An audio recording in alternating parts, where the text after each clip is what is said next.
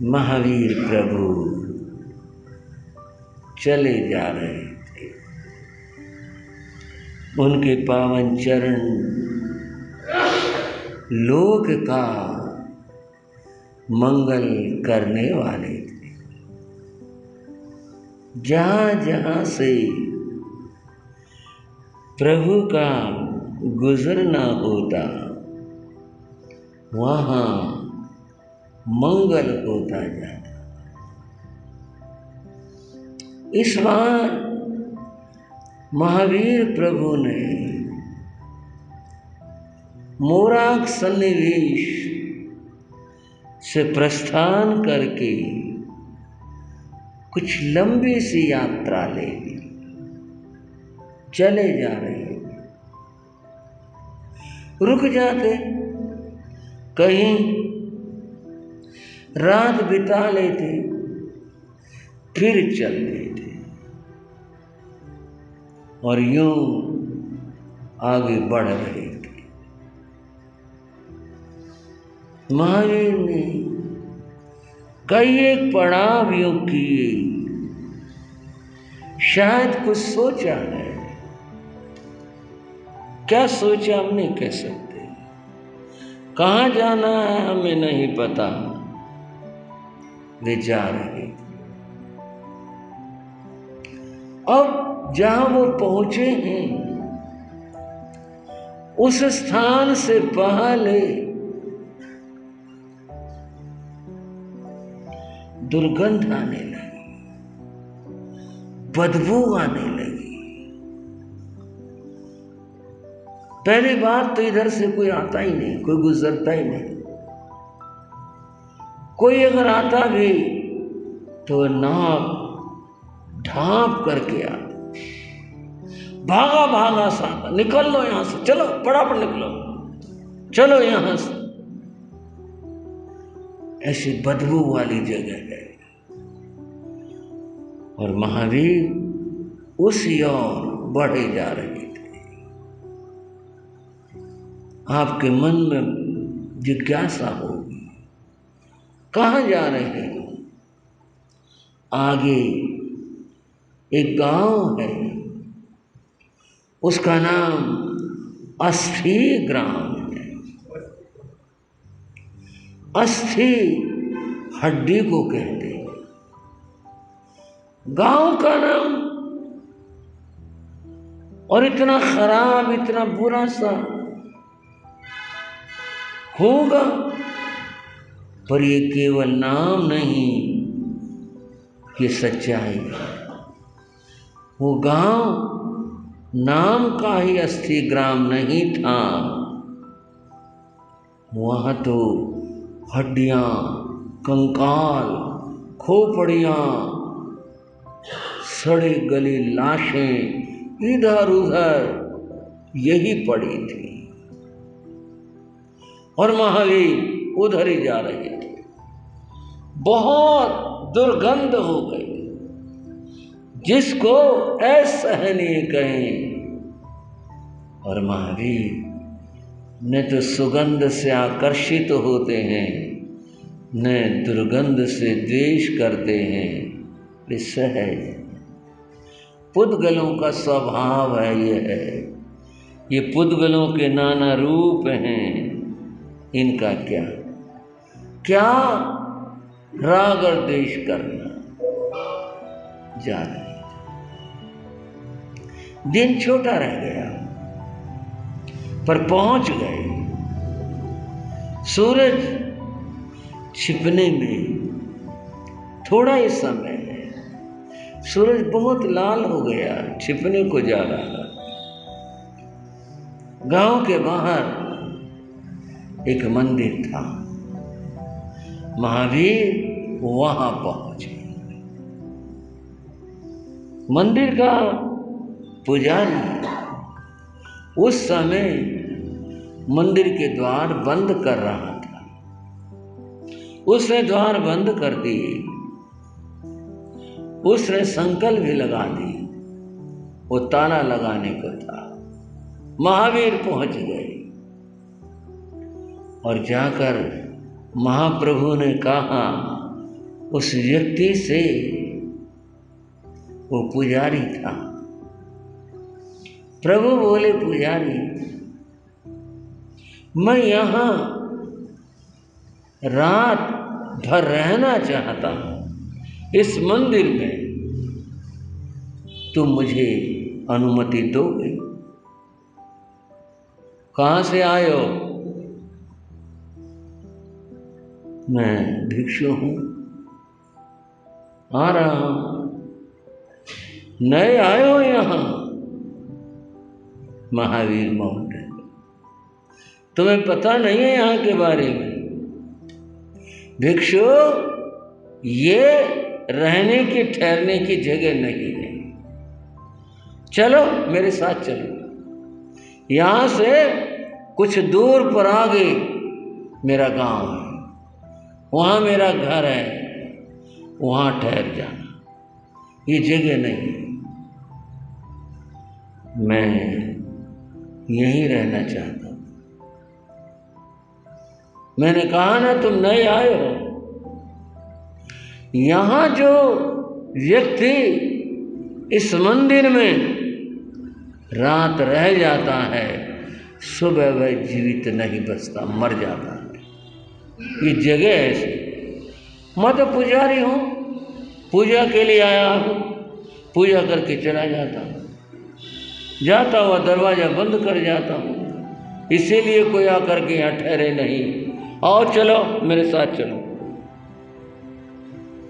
मुझे नेत्र नहीं जाना, मैं यहां रहना चाहता हूं। मरने को आए हो क्या? महावीर मौन रहे। पुजारी देख रहा था, साधु जिद्दी है, बात सुन ही नहीं रहा, मान ही नहीं रहा, जिद कर रहा है यहां पर रहने की। मैं इसे बता रहा हूं, ये रहने की ठहरने की जगह नहीं है। आखिर पुजारी झल्ला सा गया, बोला, मरना है रह जाओ, मुझे क्या है। फिर ये मत कहना किसी ने बताया नहीं, जब मुसीबत पड़ेगी अपने ऊपर फिर रोगे और कहोगे किसी ने बताया नहीं। मैं बता रहा हूं, मुझे मृत्यु का भय नहीं है, मैं मरने से नहीं डरता, ठहर जाओ। उसने तो किवाड़ खोल दिए, ठहर जाओ, मरना है तो। महावीर मंदिर में चले गए। पुजारी बड़ी जल्दी में था, उसने तो अपना सामान जो था लिया और फटाफट वहां से निकलता चला, आगे बढ़ गया। रास्ते भर कुछ बुड़बुड़ाता सा गया। पागल तो नहीं लगता, पता नहीं मरने आया होगा। माना नहीं, जिद्दी था। मैंने कितना कहा कि चल आजा मेरे घर रह जाना, माना ही नहीं। ऐसे वो अपने से कुछ बोलता सा पुजारी निकल गया। सूरज छिप गया, हल्का सा अंधेरा छाना शुरू हो गया। थोड़ा सा और अंधेरा हुआ तो उल्लू बोलने लगे, गीदड़ चीखने लगी। वातावरण चारों ओर अंधेरा और वातावरण बड़ा भयावह हो गया, डरावना सा हो गया। कहीं कहीं चूंकि खोपड़ियां मनुष्यों की पड़ी थी, कंकाल पड़े थे, ऐसा देख करके वैसे डर लगता है। महावीर अभाई थे, वे अंदर चले गए और जो उन्हें उपयुक्त स्थान लगा, एक जगह खड़े हो गए, ध्यान में खड़े हो गए, अपने में स्थित हो गए, संयम में। उन्होंने एक बार भी नहीं सोचा कोई मुसीबत आएगी किवाड़ी बंद कर लो, या अगर ये भाव होते भय के तो फिर वो आते क्यों, रहते क्यों, ठहरते क्यों। आपका मन एक बात पूछ रहा होगा, वो आए क्यों यहां, क्या जरूरत थी। पुजारी भी कह रहा था अगर उनको पता नहीं था, पता था तो ऐसी जगह क्यों आए। अरिहंतों की बात कुछ अलग ही होती है। अरिहंतों के लिए हम कहते हैं नमो जिनाणं जिये भयाणं, नमो जिनाणं जिये भयाणं, नमो जिनाणं जिये भयाणं। उन जिन भगवंतों को, अरिहंतों को हम नमो नमस्कार करते हैं, जिन्होंने भय को जीत लिया। भय नाम की चीज उनके कभी निकट नहीं होती, वे अभय होते हैं। महावीर अभय थे, अभय भाव से खड़े हुए थे और अपने ध्यान में झाण को ठो गए, ध्यान कोष्ठक में गहरे में उतर गए थे। अंधेरा बढ़ता जा रहा था और जंगली जानवरों की आवाज़ें भी और तेज हो रही थी, और फिर गीदड़ इधर उधर से निकल कर उधर आ जाते हैं और वे उन लाशों के लिए लड़ते हैं, चीखते हैं, उल्लू हैं, जोर जोर से बोलते हैं। बड़ा भयावह वातावरण। बंधुओं, थोड़ा सा परिचय देता हूं आपको। यह है एक यक्ष का मंदिर था। देवों की कई जातियां होती हैं, उनमें से यक्ष, राक्षस, किन्नर, किम पुरुष, मोहरग, ये सब भूत प्रेत आदि आदि, कैसे नाम लेने से कोई डर भी जाए, ऐसे ऐसे ये सब उनकी जातियां होती हैं। उन्हीं में एक जाति ये यक्ष होते हैं, बड़े कठोर और क्रूर होते हैं। ये उसका मंदिर था।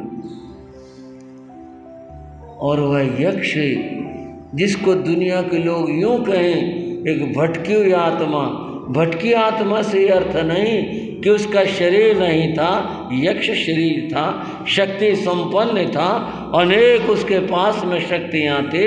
वह यहाँ पर आता था, इस स्थान पर आता था, वह प्रकट हुआ। अंधेरा तो सामान्य जनों के लिए होता है, मनुष्यों के लिए होता है, साधारण पशुओं के लिए होता है। इनके लिए कोई अंधेरा नहीं होता, देवों के लिए। उसने देखा मेरे मंदिर में एक आदमी खड़ा है, ये कौन? और इतना साहस, इतना दुस्साहस जो मेरे मंदिर में आकर के खड़ा हो गया। महावीर प्रभु को देखते ही उसका क्रोध बढ़ गया, क्रोधित हुआ, और क्रोधित होकर के उसने बड़े जोर से हुंकार भरी, इतनी तेज सारी दिशाएं गूंज पड़ी, पूरा वातावरण भयावह हो गया। उसका ख्याल था उसकी हुंकार सुनते ही मनुष्य गिर पड़ता था, बेहोश हो जाता था, लोग मर जाते थे। आज उसने और भी तेज हुंकार भरी थी, लेकिन महावीर तो अभय थे, वे निश्चल खड़े रहे। उससे आश्चर्य हुआ, इसके ऊपर कुछ नहीं हुआ। उसका क्रोध और भी बढ़ गया, और क्रोध में आकर के उसने अपनी शक्तियों का प्रयोग किया। उसका भयंकर रूप, बड़े बड़े दांत, बिखरे हुए बाल, बड़े बड़े नाखून, भयावह उसका रूप, और इस रूप में प्रकट होकर के उसने महावीर के ऊपर आक्रमण कर दिया, पर हिला नहीं पाया, क्योंकि तीर्थंकर तो वज्र ऋषभ नाराज संघनन वाले महापुरुष होते हैं। अगर चट्टान को हिलाए तो उनके देह को हिला पाए। उसने बड़ा आक्रमण किया, लेकिन महावीर को हिला नहीं पाया। गुस्सा और बढ़ गया, पांव जमा के खड़ा है, जरा सा भी इसको डर नहीं लग रहा, और फिर वो पीछे हटा। एक पल में उसने रूप बदला और उसने अपना शेर का रूप बनाया। दहाड़ मारता हुआ उछलता हुआ आया और महावीर पर आक्रमण कर दिया। बड़े बड़े उसके नाखून जैसे शेर के दांत, और वह एकदम महावीर के ऊपर टूट पड़ा। आप ये नहीं समझना कि उनको कुछ लगता नहीं था या दर्द नहीं होता होगा, वो तो होता था, परंतु वे अचल और अटल थे अपने ध्यान में। उनका शरीर भी इतना बलवान था, शेर उन्हें गिरा तो नहीं पाया, कष्ट बहुत दिया, पांव को नोचा, आक्रमण किया, दांत गड़ाए, नाखून चुभाए, पर वो नहीं हिले। ये सब करने वाला यक्ष था। कुछ नहीं हो रहा इसको, कैसा आदमी है ये? आपका मन पूछ रहा होगा वो आए क्यों यहाँ महावीर? ये तो मैं बताऊंगा क्यों आए हैं। ये सब तो हो रहा है, उसे आप जानो और उसे आप देखो ऐसे वातावरण के अंदर। और महावीर अभय भाव से खड़े हुए थे। ये रूप भी समेट लिया उसने तो तरह तरह के रूप बदलने शुरू किए। हाथी बनकर आक्रमण किया, कुचल देने का प्रयास किया, नाग बन करके शरीर पर चिमट गया, तरह तरह से डंक मारे, और किसी तरह से यह भयभीत हो इसके समाधि टूटे, वो खड़े और जाए यहाँ से, कुछ नहीं बात करी। और बंधुओं, यह सब पूरी रात भर चलता रहा। उसका गुस्सा बढ़ता रहा और महावीर शांत प्रशांत अचल अटल खड़े ही रहे और वह ये सब करता रहा। आखिर थक गया। महावीर नहीं थके। महावीर ने कोई न तो आह की न कुछ सांस भरा, कुछ नहीं, परंतु वह थक गया। थक करके देखने लगा ये कौन है कोई बड़ी शक्ति, मेरे से भी बड़ी शक्ति है, अन्यथा तो आज तो कोई बचा ही नहीं, कोई जीवित ही नहीं रहा। मेरे एक ओंकार के साथ ही यह ढेर हो जाता। ये कोई बड़ी शक्ति। उस बड़ी शक्ति के सामने वो झुक गया, हाथ जोड़ के, और हाथ जोड़े। हम भी प्रभु को नमन करते हैं। धन्यो प्रभु आपको, आपकी महिमा, आपकी शक्ति प्रेम के साथ। बोला भगवान महावीर स्वामी के। हाथ जोड़कर बोला, मैं नहीं जानता आप कौन हो, पर मैं अपनी पराजय स्वीकार करता हूं। मुझे यह तो बता दो आप हो कौन? महावीर ने मौन व्रत लिया था, लेकिन उसमें कुछ आगार थे। कहीं कहीं वो बोलते थे, आगार के साथ था। एक तो कहीं ठहरना होता तो उस जगह की वो अनुमति लेते थे, बिना अनुमति के नहीं ठहरते थे, तब बोलते थे कि मैं यहाँ ठहर जाऊं। कोई ऐसा प्रसंग जिसमें किसी का उद्धार और भला होता हो तो उस समय बोलते थे। महावीर प्रभु बोले, प्रभु ने कहा यक्ष इस क्रोध को छोड़ दो, इस क्रोध से तुम्हारा पतन हुआ है, तुम इसको छोड़ दो।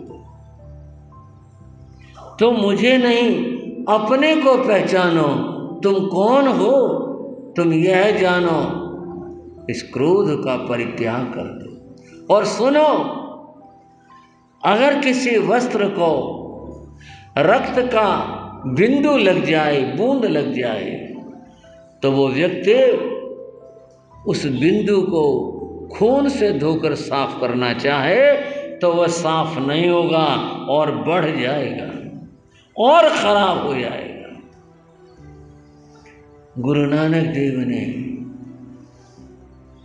गुरु ग्रंथ साहिब में कहा है जे रतु लागे मानसा, रतु रक्त खून, जे रतु लागे मानसा, जामा होत पलित, जामा वेश को, कपड़े को कहते हैं, होत पलित खराब हो जाता है। जे रतु लागे, अगर कहीं थोड़ा सा भी खून का टुकड़ा लग जाता है, कतरा लग जाता है, जामा होत पलित, जे रतु खावे मानसा, कैसे निर्मल चित्त, और जो इस मांस का प्रयोग करते हैं, रक्त का प्रयोग करते हैं, उनका चित्त निर्मल कैसे हो सकता है।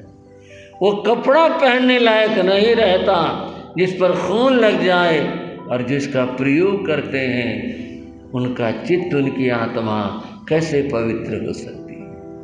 महाप्रभु ने कहा रक्त के दाग को रक्त से धोया नहीं जा सकता, उसको तो जल से ही धोया जा सकता है। क्रोध करना यह उस रक्त के बिंदु को खून से धोना है, उसको क्षमा कर देना यह पानी से धोना है। तुम्हारे मन में जो आक्रोश है, तुम्हारे भीतर जो भाव है, उसका त्याग कर दो, उसको छोड़ दो, तुम्हारी आत्मा निर्मल पवित्र हो जाएगी।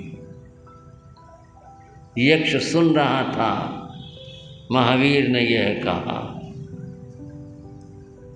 यक्ष बोला भिक्षु आपको पता नहीं है, आप जानते नहीं हैं, मैं इस गांव को, इस गांव के लोगों को कभी क्षमा नहीं कर सकता।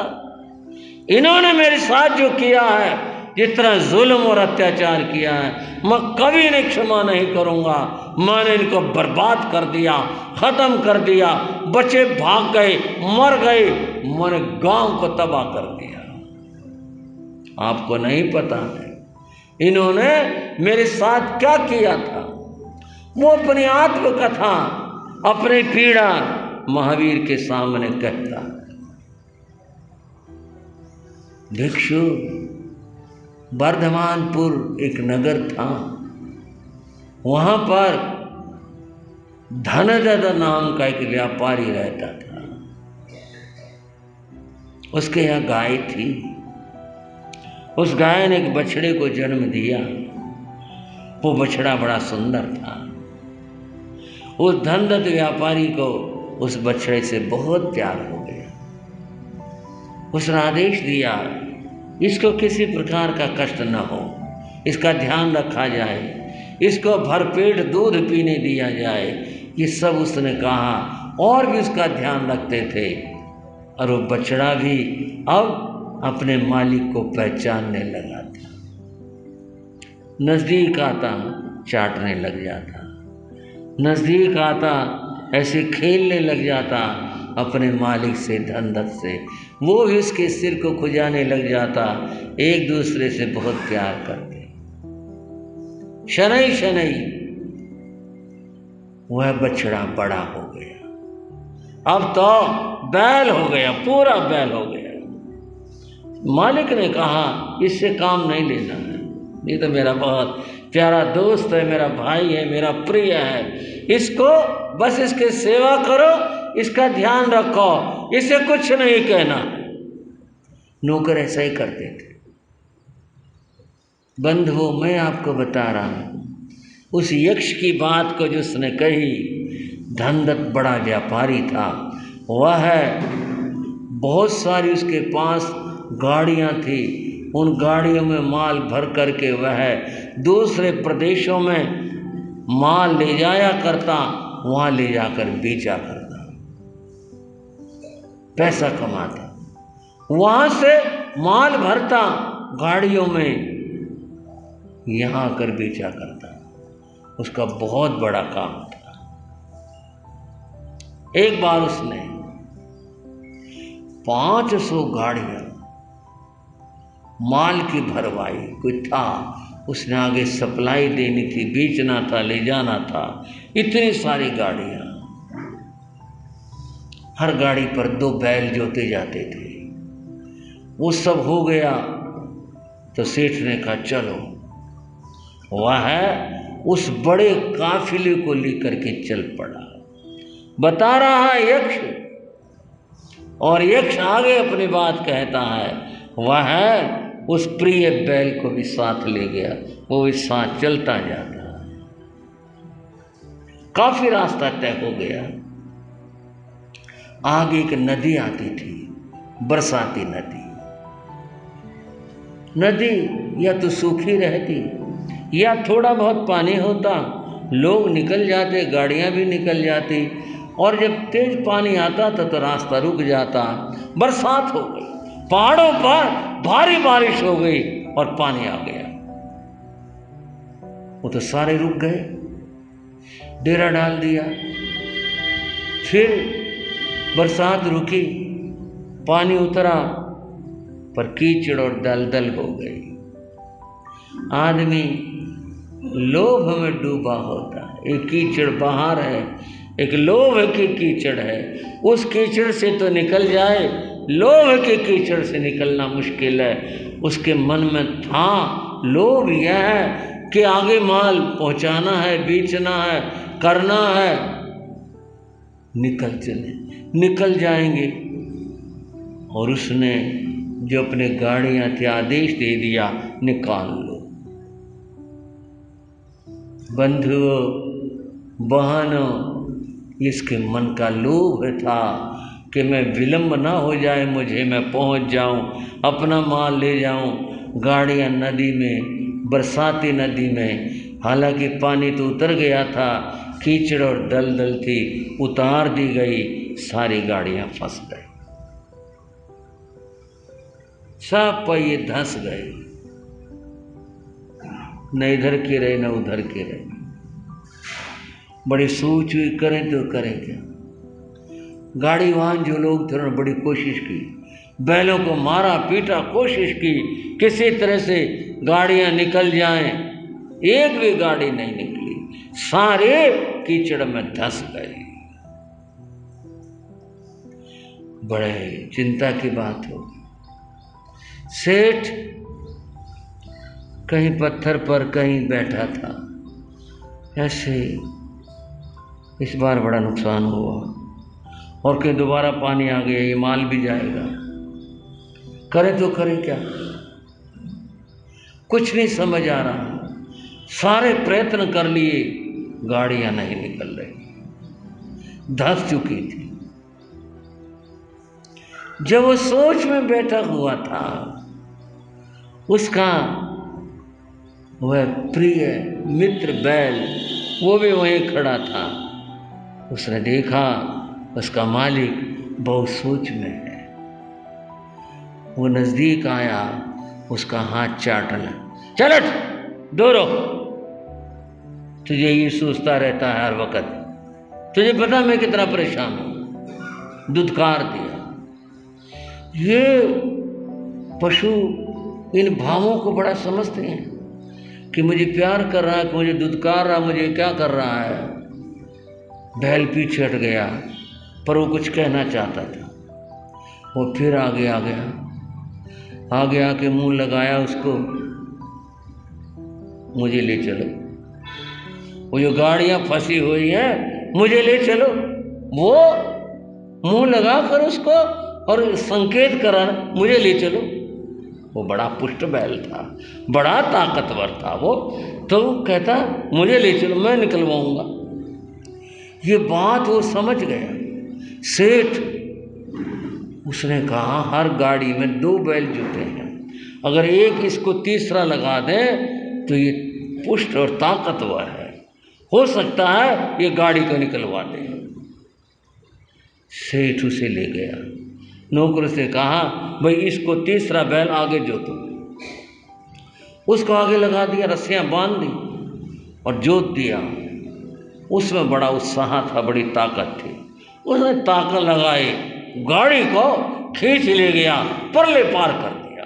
एक काम बन, एक गाड़ी निकल गई।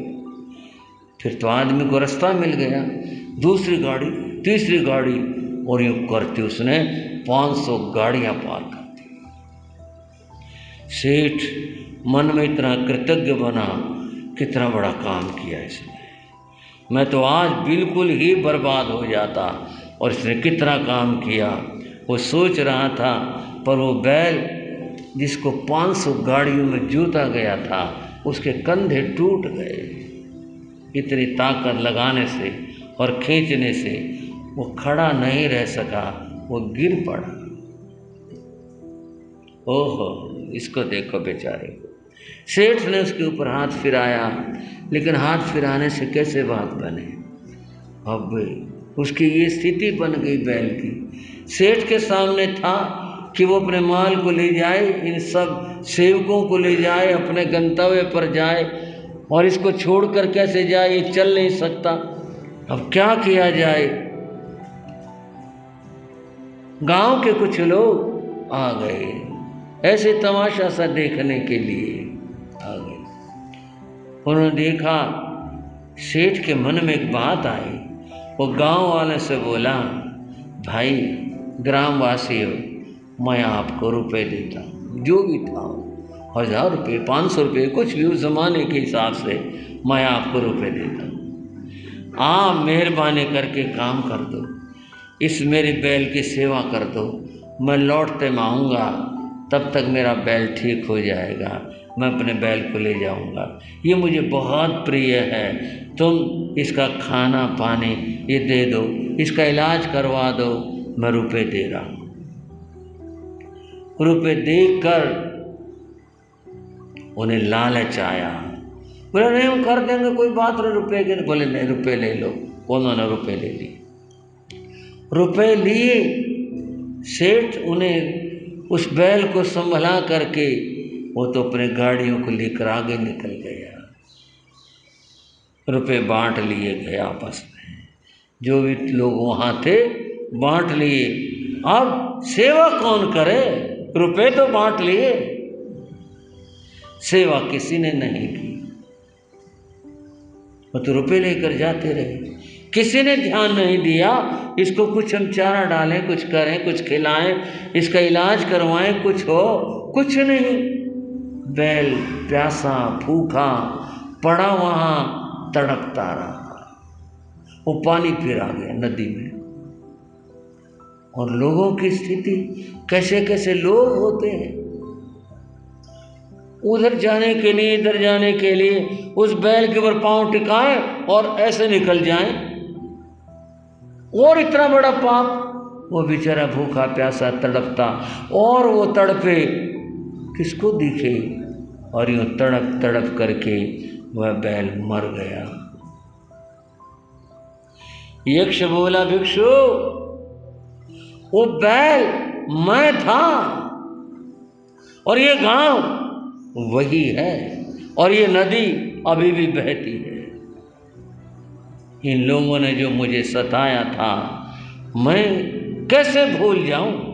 मैं तो बदला लूँगा इनसे, और मैंने लिया है। मैंने गांव बर्बाद कर दिया इनका, और बहुत लोग मारे गए, बाकी भाग गए सारे के सारे, मैं बसने नहीं दूंगा।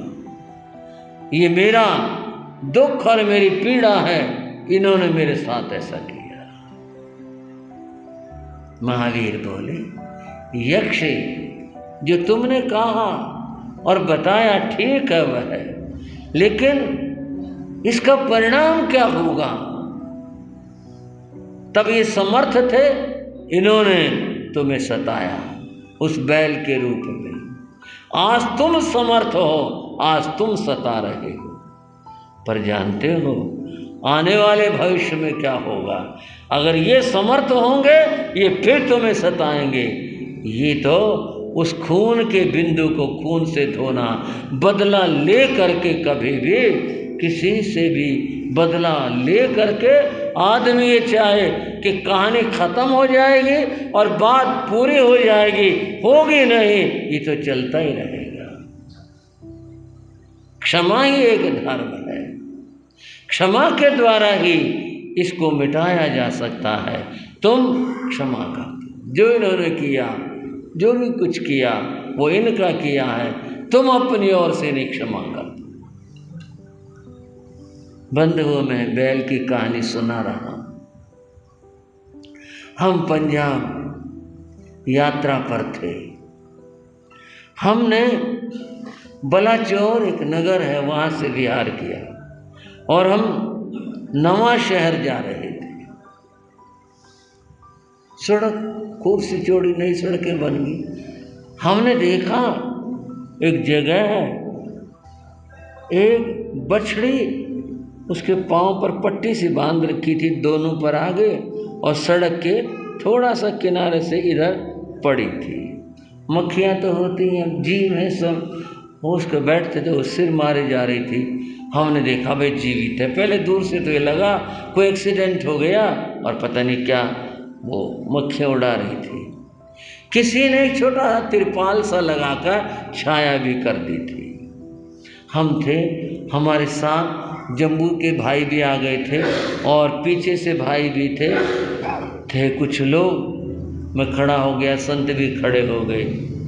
मैंने कहा एक्सीडेंट हो गया कि इसका तो, और किसने दया तो करी है इसके ऊपर, जो इसके पाँव पर पट्टी बांधे हुए है और थोड़ी सी छाया भी कर दी, दया तो की है। मैंने कहा इसका बेचारी का, अब यहाँ कौन है जंगल में। थोड़ा मन में ऐसा भी आया कि ऐसे में कुत्ते उत्ते लग जाते हैं, बहुत दुख देते हैं, मार भी डालते हैं। मैंने भाइयों से कहा, मैंने कहा कुछ इसका प्रबंध करो, इसको किसी गौशाला में अगर पहुंचा दिया जाए। भाई बोले जी ठीक है देखते हैं। वो नदी थी, उसके परली तरफ कोई झोंपड़ियाँ सी थी। हमने देखा वहाँ कुछ आदमी देखने लग रहे थे खड़े हुए। उनमें से एक भाई उनके पास गया, बोले इनसे बात करते हैं, आसपास कोई गौशाला हो वहाँ छोड़ियाँ ऐसे। वहाँ वो गया और जाकर कहा भाई ये बछड़े, बोले हाँ जी एक्सीडेंट हो गया इसका। बोले हम इसको किसी गौशाला में छोड़ना चाहते हैं। बोले आसपास तो कोई गौशाला है नहीं। क्या बात है? बोले ये ऐसे, तो बोले नहीं हम थोड़ी देखभाल करते हैं। बोले आप करते हो? वो लौट के आया तो उसके साथ 4-5 आदमी आ गए। उन्होंने बताया जी 2 दिन हो गए, ऐसे ऐसे हो गए, इसका एक्सीडेंट हमने देखा तो हमने जो भी कुछ है हमने इसका पट्टी उट्टी की हुई है, छाया भी कर रखी है। एक भाई ने 500 रुपये निकाल कर उनसे कहा भाई इसको चारा जो भी कुछ है और इसकी दवाई जो हो ये हमारी तरफ से दे देना।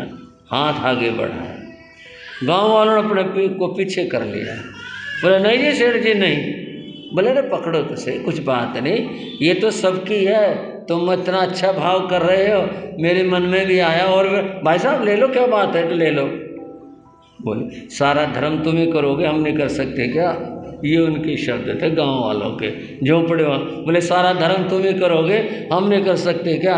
हम इसकी सेवा करते हैं, इसको चारा डालते हैं, सुबह शाम डालते हैं, हमने छाया भी कर रखी है। और कोशिश है कोई डॉक्टर अगर पशुओं का मिल जाए तो इसको दिखा कर इलाज कराने की। मैंने उन्हें आशीर्वाद दिया। मैंने कहा भाई आपकी बहुत अच्छी भावना, बड़ी शुभ भावना, आप इतना अच्छा सोचे हो, आशीर्वाद दे करके। और थोड़ा सा कहा भी वहाँ भी इसका ध्यान रखना कुत्तों से। बोले हाँ जी हमारा ध्यान, हम सामने ही हैं, हम देखते रहते हैं इसके बारे में। बंधुओं बता मैं ये रहा था, सभी तरह के लोग होते हैं, कैसे कैसे भावनाएं होती हैं। ये भावनाएं भी हैं जो मैंने खुद से अपने जीवन में देखी। उस बछड़ी के साथ में कितनी अच्छी भावना थी उन लोगों के। और जो मैं सुनाने लग रहा हूँ उस यक्ष के कहानी, यक्ष ने कहा इन्होंने मुझे सताया, मेरे ऊपर पाँव रख करके गुजर रही है, मुझे पानी नहीं पिलाया और मुझे चारा नहीं डाला, मैं भूखा प्यासा तड़प तड़प के मर गया और मर करके मैं अब यक्ष बना, अब मैं बदला ले रहा हूं इनसे। महावीर ने क्षमा का उपदेश दिया और कहा ये क्षमा ही धर्म है, तुम इसे अपनाओ और तुम इन्हें क्षमा कर दो तब ठीक है, अन्यथा तो ये चलता रहेगा, तुम इन्हें सताओगे, कभी फिर किसी जन्म में ये तुम्हें सताएंगे, फिर ऐसा होगा, ये तो कभी ख़त्म ही नहीं होगा। इसलिए इस भाव को छोड़। महावीर प्रभु के ऐसा कहे जाने पर उसका मन शांत हो गया। उसने कहा भिक्षु जो कह रहे हैं ठीक कह रहे हैं, ये सही है, इस तरह से तो ये वैर खत्म ही नहीं होगा। वैर को खत्म करने के लिए क्षमा के जल की आवश्यकता है। उसके मन में मैत्री भाव जागृत हो गया। महावीर प्रभु को हाथ जोड़ करके बोला, ठीक है भिक्षु, मेरा क्रोध शांत हो गया। अब मैं कभी किसी को नहीं सताऊंगा, इनको भी नहीं सताऊंगा, अब मैं कुछ नहीं कहूँगा। ठीक है, आपने मुझे रास्ता दिखाया, भिक्षु मैं आपको प्रणाम करता हूँ। और वह प्रणाम करता है। महावीर अपने भावों में अंतर में उतर गए। अब यक्ष का क्रोध शांत हो गया। अब उसके मन में भक्ति का उदय हुआ और इतनी भक्ति जागी, वह तो भक्ति में डूब गया और वह तो नृत्य करने लगा और बोला, आप भी बोले, महावीर जग स्वामी तुमको लाखों प्रणाम, मैं तुमको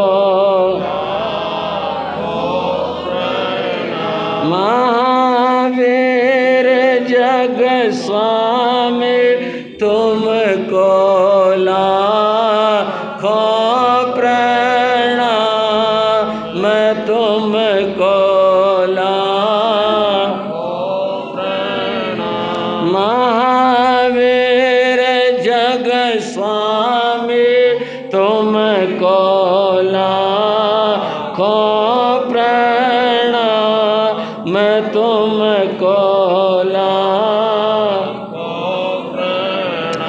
देव तुम्हारी महिमा भारी, देव तुम्हारी महिमा भारी, अमर विश्व की दशा सुधारी, अमर विश्व की दशा सुधारी, त्रिभुवन मंगलकारी तुमको लाखों प्रणाम, मैं तुमको लाखों प्रणाम। महावीर जग स्वामी तुमको लाखों प्रणाम, मैं तुमको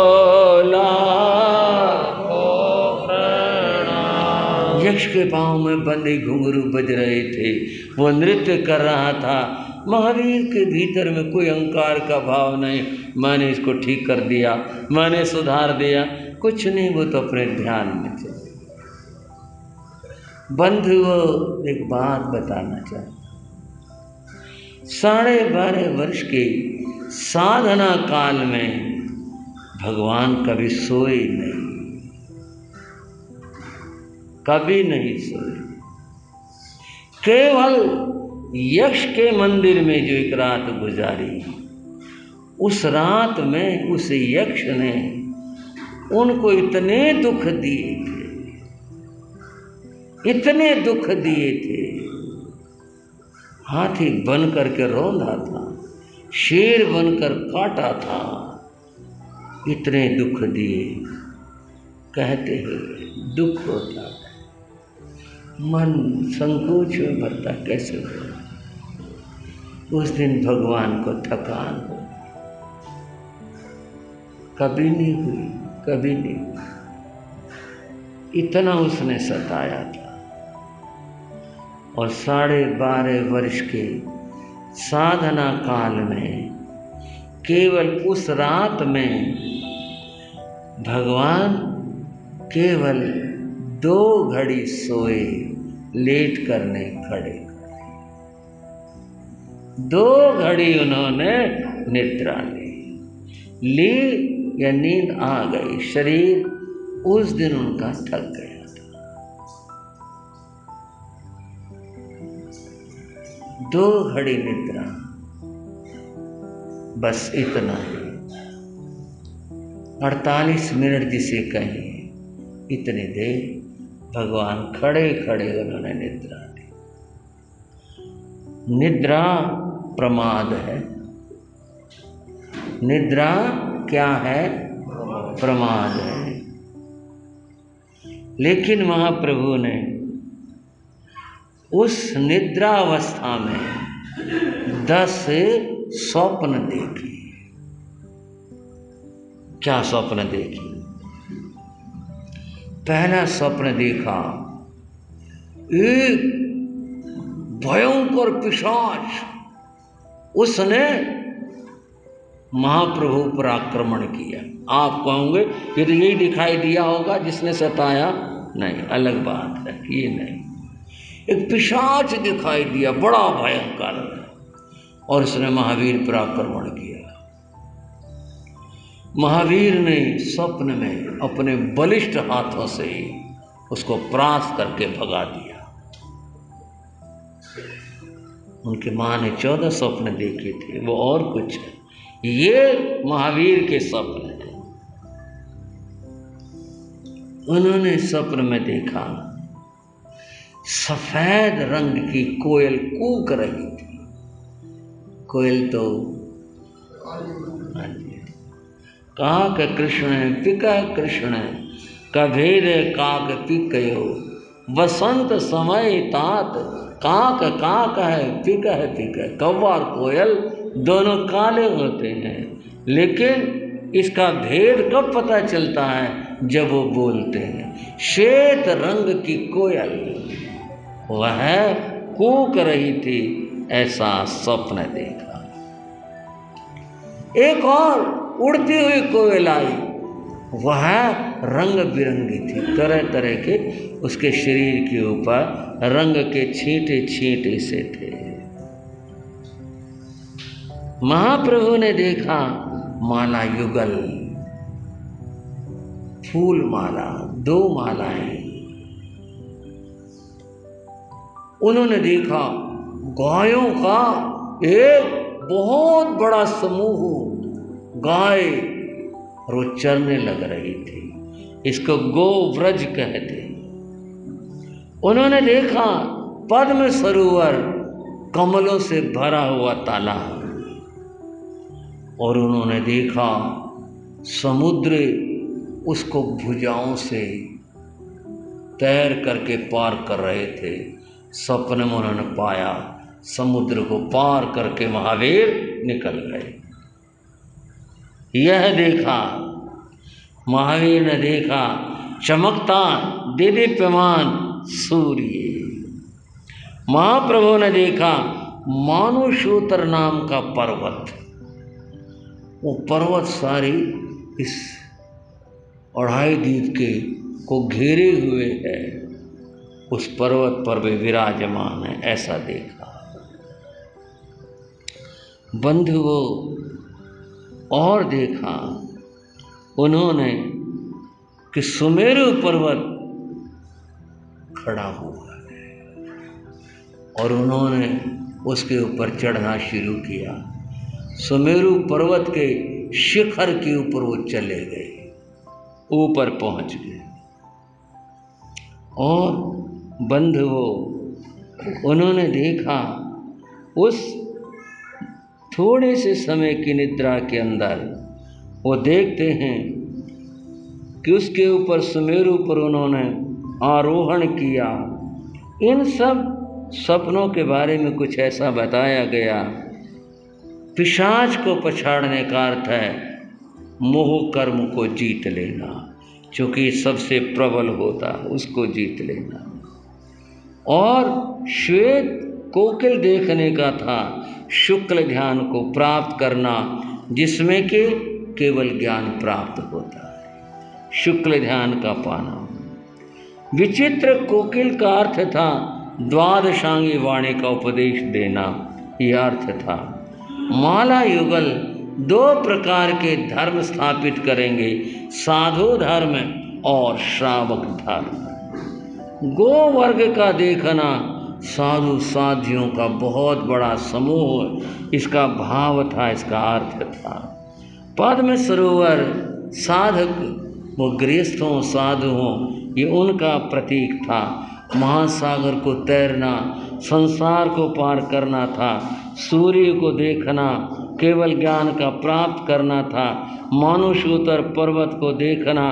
बंधुओं, उनका व्यक्तित्व इतना बड़ा होगा जो पूरे विश्व के अंदर फैले और फैल जाए, इस तरह का होगा। सुमेरु के ऊपर आरोहण करना, शिखर पर चढ़ना, परम लक्ष्य को प्राप्त करना, ये स्वप्न उन्होंने देखे। निद्रा खुली। यक्ष समझता है मैंने इन्हें बहुत दुख दिए, हाथ जोड़ के बोला मुझे क्षमा कर। सूर्य निकल आया, प्रकाश हुआ। मर गया होगा साधु, बड़ा जिद्दी था, निकला नहीं, माना नहीं। मैंने कहा उसको कि चल मेरे घर आया, बोला मैं यहीं रहूंगा। बेचारा मर चुका होगा। सोच रहा था वो पुजारी जो शाम को अनुमति दे करके गया था, कह कर गया था तुझे मरना तो रह जा। वो हर रोज आता था यहाँ, आज भी वो आया है। आया, अंदर से आवाज आ रहे थे, महावीर जग स्वामी तुमको लाखों प्रणाम, तुमको कौन गा रहा है? अरे कोई नाच भी रहा है यहाँ तो, क्या हुआ यहाँ? अंदर झांका, उसने देखा यक्ष, वो तो भक्ति कर रहा है प्रभु की, और वो खड़े हैं। अरे मैंने पहचाना नहीं इनको, ये कोई साधारण व्यक्ति नहीं, ये तो ऐसे महापुरुष हैं। पाँव में गिर पड़ा, भगवान मैंने आपके अभिनय करी, मुझे क्षमा कर दो। मैंने आपको बोला कि मरना तो रहे, मैं ऐसे बोला, क्षमा कर। महावीर तो सबको क्षमा करते हैं, सबके लिए क्षमा करते हैं। बंधुओं, वह भी सेवा में है, यक्ष भी सेवा में है, और इस तरह वे सब प्रभु की स्तुति करते हैं। भगवान का अपना समय हो गया, भगवान ने वहाँ से